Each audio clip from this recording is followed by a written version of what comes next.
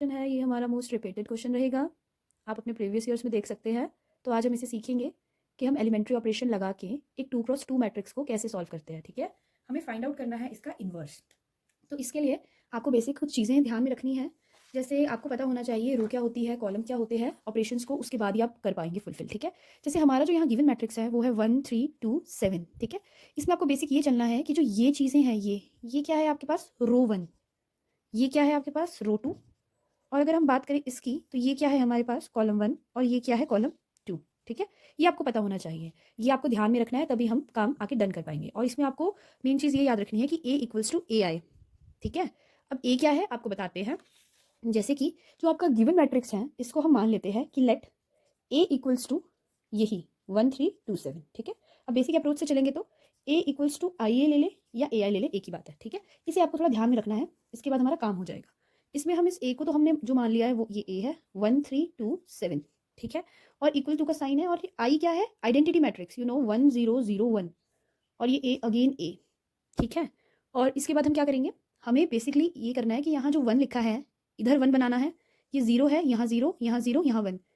मतलब ये है जो लेफ्ट साइड पे आपका ए मैट्रिक्स आपको गिवन है, आपको इसको आइडेंटिटी मैट्रिक्स बनाना है। ठीक है, और इसको आइडेंटिटी मैट्रिक्स कैसे बनाएंगे हम, ये ऑपरेशंस को फुलफिल करके। ठीक है, हम यहाँ पे रो कॉलम पे ऑपरेशंस लगाएंगे, जिसके बाद हमें ये आइडेंटिटी मैट्रिक्स मिल जाएगा।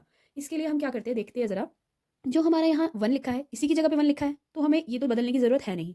अब हम अप्रोच चलेंगे तो यहाँ 0 है, मतलब 0 बनाना है, ये 3 है, यहाँ 2 है, यहाँ भी 0 बनाना है। ठीक है, तो हम इस तरह से चलेंगे कि ये 0 बन जाए, ये भी 0 बन जाए। ठीक है, तो इसके लिए हम क्या कर सकते हैं, हम यहाँ पर देखें तो जो रो 2 है, रो 2 को 0 बनाने के लिए हमें 2 से इसको माइनस करना पड़ेगा।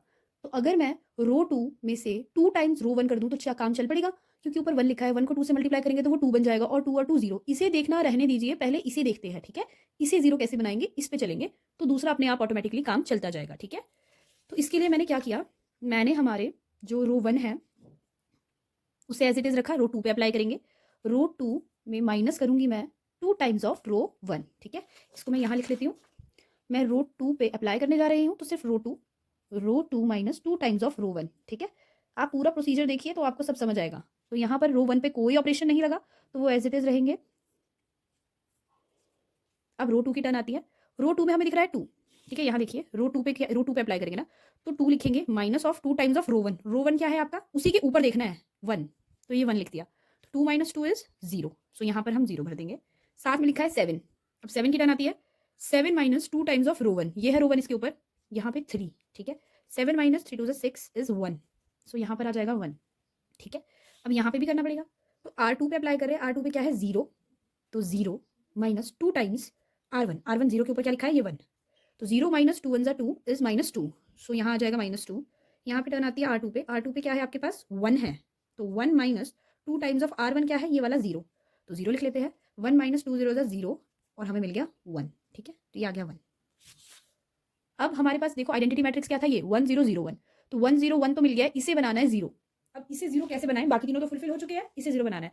इसे 0 बनाने के लिए हमें 3 से माइनस करना पड़ेगा। तो अगर आप ध्यान से देखें तो अगर मैं सिंपली रो से ही चला लूँ ऑपरेशन, R2 को ही अगर मैं R1 से माइनस कर दूं, तो अगर मैं 1 माइनस 0 करूं तो फर्क नहीं पड़ेगा, 1 का 1 ही रहेगा, और हमें यही चाहिए। और 3 में से अगर मैं -1 करूं तो 2 मिलेगा, हमें तो 1 चाहिए। तो क्यों ना मैं इसे देखिए इस तरह से करेंगे, R1 पे अप्लाई करने जा रहे हैं, R1 minus 3 times of R2 कर लेते हैं। यहाँ 0 है ना, इसे फर्क नहीं पड़ेगा, देखिए कैसे। अब हम अप्लाई करते हैं फिर पता चलेगा। यहाँ पर हमने एक चीज देखा कि R1 पे ऑपरेशन लग रहा है, R2 पे तो नहीं लग रहा ना, तो उसे एज इट इज रहने दीजिए। ठीक है, तो हम क्या करेंगे, अब R1 पे अप्लाई करना है। R1 क्या है ये 1 माइनस 3, R2 क्या है ये 0, इसी के नीचे, तो 1 माइनस 0 इज 1, सो यहाँ पर तो 1 ही रहा।